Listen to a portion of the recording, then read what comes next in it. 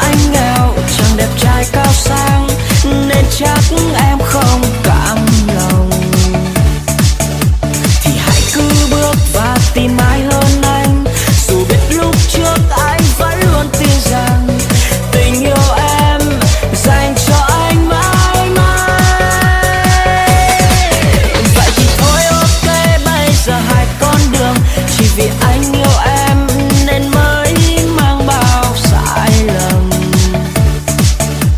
Những nỗi nhớ gửi về nơi phương xa đành giữ mãi mãi dấu kín trong tâm hồn, và anh mong người hạnh phúc là em.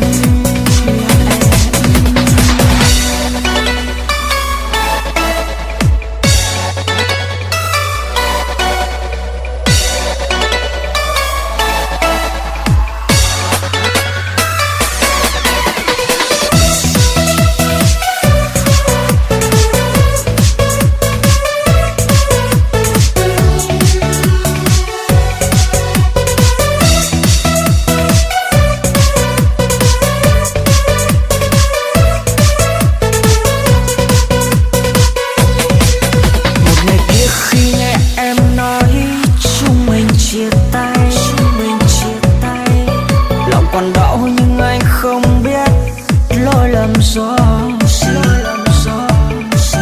Anh hỏi em thì em lại nói chan, không muốn quen người ăn mặc thấp kém là anh. Vậy mà bao năm qua anh vẫn hết mình yêu em. Lòng thầm mong tương lai luôn sẽ có nàng bên đời.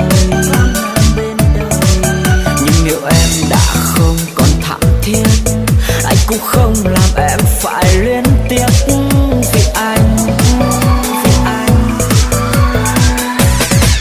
Người đành cấm ra đi chỉ vì do anh nghèo, chàng đẹp trai cao sang nên chắc em không cảm lòng.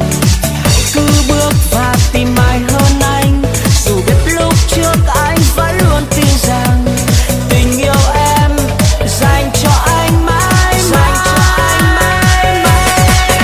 Vậy thì thôi ok, bây giờ hai con đường, chỉ vì anh yêu em nên mới mang bao sai lầm.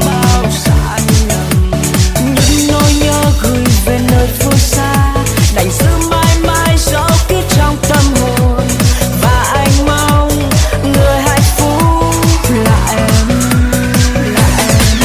Người đành cấm xa đi chỉ vì sống anh nghèo, chẳng đẹp trai cao